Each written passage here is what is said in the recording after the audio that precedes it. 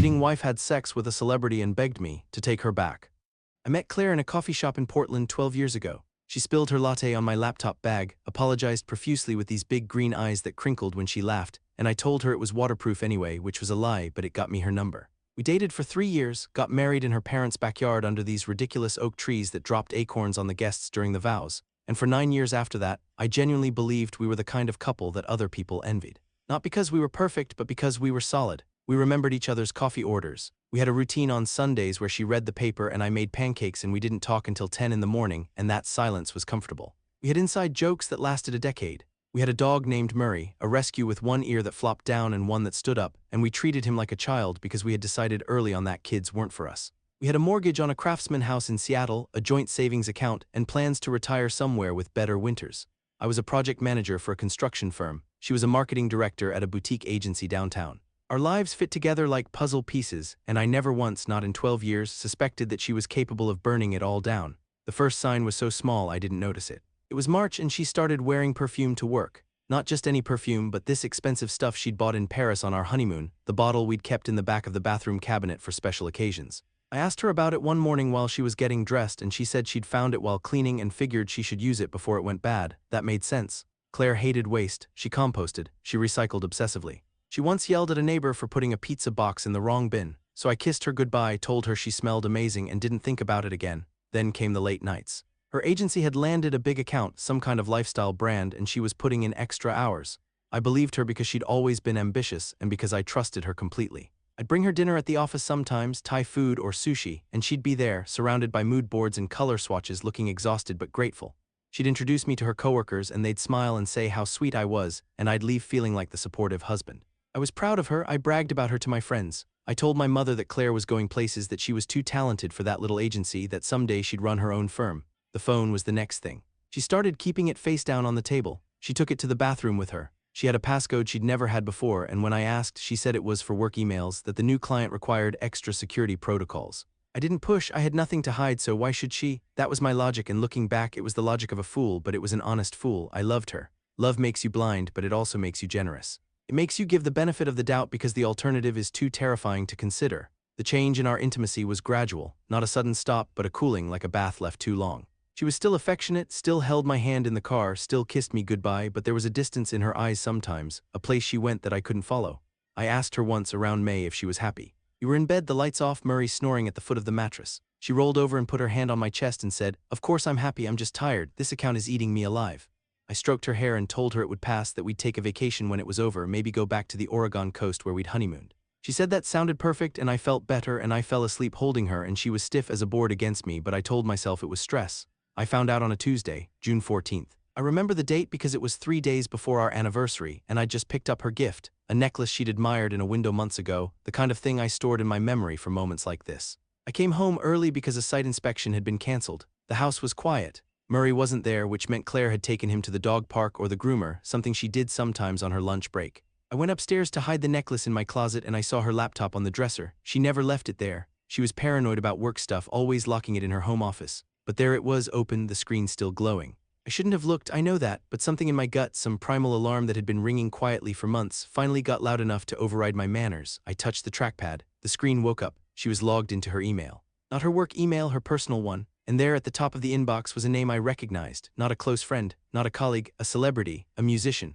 Someone whose face was on billboards, whose voice came out of car radios every summer, whose last album had gone triple platinum. The subject line read, "Last night." My hands were shaking so badly I could barely click it. The email was graphic. I won't repeat the words here because they are burned into my brain forever, but it was clear, explicit, and recent.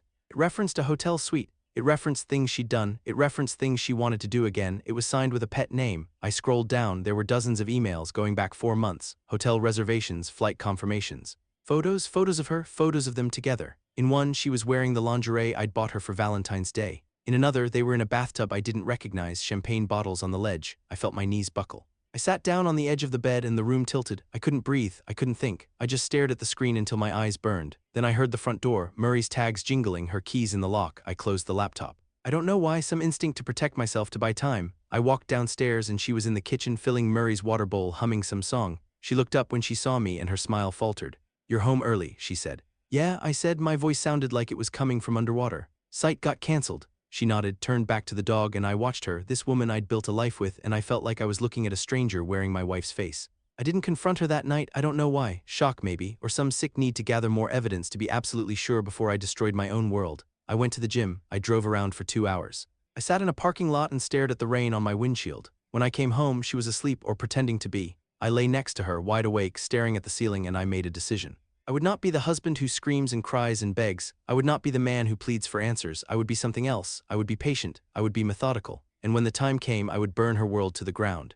The next morning, I acted normal. I made coffee. I kissed her cheek. I went to work, but I didn't go to work. I went to a friend's house, a guy named Derek who worked in it and owed me a favor from when I'd helped him renovate his basement. I told him everything. I showed him the photos I'd taken of the laptop screen with my phone. He didn't ask questions. He just nodded and said, "Give me her phone for an hour." That night, I waited until she was in the shower and I swapped her phone with an identical one I'd bought that afternoon. Derek had cloned it, every text, every email, every deleted photo, every location, every search history. It was all mine now. I spent the next week in a fugue state of normalcy and espionage. I smiled at her. I held her hand. I told her I loved her and the words tasted like ash, but I said them anyway. I was gathering ammunition. I found out the celebrity was in town for a concert series. I found out she'd been using our joint credit card for hotel rooms, charging them as client entertainment. I found out she'd told him she was separated, that I was emotionally abusive, that she was just waiting for the right time to leave. That last one hurt the worst, not the sex, not the betrayal, the lie about who I was, the assassination of my character to make her adultery convenient. Our anniversary came, I gave her the necklace. She cried and said she loved me and I held her and I felt nothing but a cold, hard stone in my chest where my heart used to be. That night after she fell asleep, I went through the new emails. They were planning to meet again. He was flying her to Los Angeles the following weekend, a romantic getaway, he called it. She told me she was going to a marketing conference in San Francisco. I had the flight confirmation, I had the hotel, I had everything. I took a day off work. I hired a private investigator, a hard woman named Gloria who looked like she'd seen every kind of human depravity and was bored by all of it. I gave her the details. I gave her the money. I told her I wanted photos, I wanted timestamps, I wanted undeniable proof. She nodded, took the cash and said, "You sure about this? Most people just want to know. They don't want to use it." I looked her in the eye and said, "I want to use it." She smiled, a thin, sharp thing, and said, "Good, I'll be in touch." The weekend came. Claire packed her suitcase with the excitement of a teenager, kissing me goodbye at the airport, telling me she'd call every night, that she loved me, that she was so lucky to have me. I watched her walk through security and I drove home and I sat in our empty house and I waited. Gloria texted me updates. The hotel, the lobby, the elevator, the room service receipts. The photos started coming in Sunday night. They were everything I needed and worse than I imagined. I didn't cry. I didn't rage. I just saved them to 3 different cloud servers and went to bed. When she came home Monday, glowing, relaxed, telling me lies about panels and networking events, I played my part. I told her I missed her, I made her dinner. And then after we'd eaten, after she'd had 2 glasses of wine, I told her we needed to talk. I pulled out a folder. I put it on the table between us. I opened it. I didn't say a word. I just watched her face as she saw the photos. The color drained out of her so fast I thought she might faint. She looked at me and her mouth opened and no sound came out. "Before you say anything," I said, and my voice was calm, terrifyingly calm, "I want you to know that I know everything. I know his name, I know the hotels, I know the flights. I know you told him I hit you, which is a lie that could ruin my life. I know you used our credit card to finance your affair. I know you were with him this weekend while I was here in our house, walking our dog, believing you were at a conference. I know everything, Claire, so don't lie, don't cry, don't tell me it was a mistake, just tell me why." She did cry. She sobbed. She fell to her knees on the kitchen floor, grabbing my hands, begging me to listen. She said it was a mistake. She said it didn't mean anything. She said he pursued her, that she was weak, that she was stupid, that she was sorry, so sorry, more sorry than she'd ever been about anything. She said she loved me. She said she'd end it immediately. She said she'd go to counseling. She said she'd do anything, anything at all, if I would just forgive her, if I would just take her back, if we could just fix this. I looked down at her, this woman on her knees in our kitchen, snot and tears on her face, and I felt nothing. Not anger, not sadness, not pity, just a profound, echoing emptiness. I pulled my hands away gently, stood up, and walked to the sink. I washed my hands, I dried them on a towel, then I turned back to her and said, "Get up. You're embarrassing yourself." She did. She sat in the chair, hiccuping, wiping her face, and she started talking. She told me about the first time, a work event. He was a guest. He'd flirted. She'd flirted back. 1 drink became 3. Hotel room. She said she felt sick afterward, that she was going to tell me, but then he texted her and she texted back, and it became a thing, an addiction, a fantasy world where she was someone else. Someone exciting and dangerous, not just a marketing director from Seattle with a husband and a dog and a mortgage. She said she never stopped loving me. She said she was going to end it after the LA trip. She said she was terrified of losing me. I listened. I let her talk for an hour. I let her confess every sordid detail. And I recorded all of it. The phone in my pocket was running the whole time. When she was done, when she was empty, she looked at me with these red-rimmed eyes and said, "Can you forgive me? Please, I'll do anything. I'll quit my job. I'll cut off all contact. I'll go to therapy every day. I'll let you have access to my phone, my email, everything. Please, I love you. I can't lose you. I can't lose this. Please." I walked over to her. I knelt down so we were eye to eye. I took her hand, I squeezed it, and I said, I want you to listen to me very carefully, Claire. I am not going to forgive you. I am not going to take you back. I am not going to go to counseling. I am going to destroy you. Not physically, I'm not a violent man, but I am going to make sure that every single person in your life knows exactly who you are and what you did. I am going to make sure your parents know. I am going to make sure your friends know. I am going to make sure your coworkers know. I am going to make sure the world knows. And then I am going to take everything we built together, everything that is legally mine, and I am going to leave you with nothing but the ashes of the life you burned down. That is what is going to happen. There is no negotiation, there is no compromise, there is only scorched earth. She stared at me and I saw the moment she realized I was serious. The begging stopped, the tears stopped. She pulled her hand away and stood up, and her face changed from remorse to something harder, something defensive.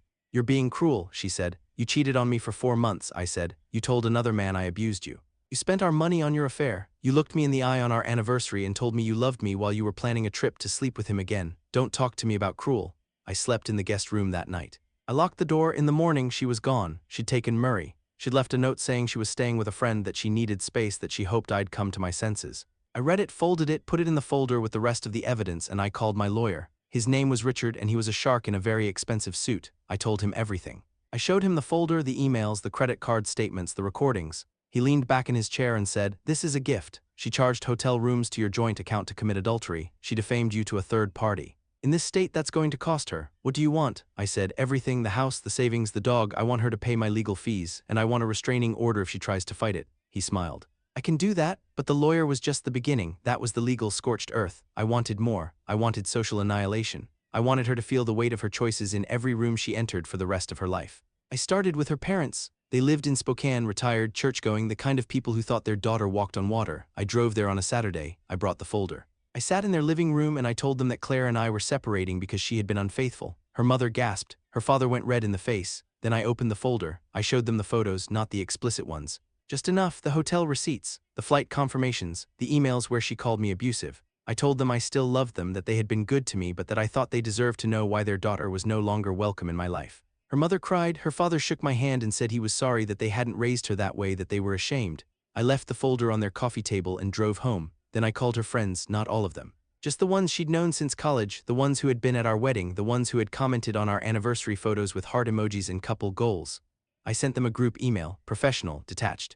I wanted you to hear this from me rather than through rumors. Claire and I are divorcing due to her 4-month affair with celebrity name. I have attached evidence for those who require it. I'm not interested in gossip, only in ensuring that the people who supported our marriage understand why it ended. Best regards. I attached one photo, the one of them in the hotel lobby, time-stamped, undeniable. Then I went to her workplace. Her agency was small, boutique, reputation-driven. I didn't make a scene. I simply sent an email to the owner, a woman named Patricia who had been at our wedding, who had given Claire her start. I explained that Claire had used company time and resources to conduct a personal affair, that she had charged personal hotel rooms to the company card on at least 2 occasions, and that I had documentation. I attached the receipts. I noted that I was not planning to make this public unless I was forced to, but that I thought Patricia deserved to know what was happening under her roof. I got a response within an hour. Patricia called me, voice shaking, and said she was deeply disturbed and that she would handle it internally.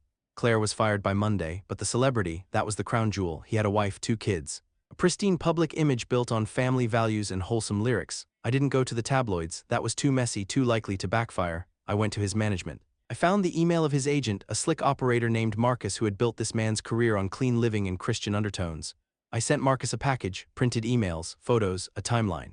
A note that said, I am not interested in money. I am not interested in publicity. I am interested in ensuring that celebrity understands the damage he has done to my life and that you understand the damage he could do to his career if this becomes public. I suggest you handle this quietly. I didn't hear back for 3 days, then an email from a law firm offering a settlement, a large one. I refused the money. I told them to donate it to domestic violence charity since Claire had told him I was abusive and the least he could do was support the actual victims he had trivialized with his lie. They did. They sent me the receipt. I framed it. Claire tried to contact me. She sent texts, voicemails, emails. She went from begging to angry to desperate to resigned. She told me her parents wouldn't speak to her. She told me her friends had blocked her. She told me she couldn't get a job in marketing because Patricia had blacklisted her in the industry.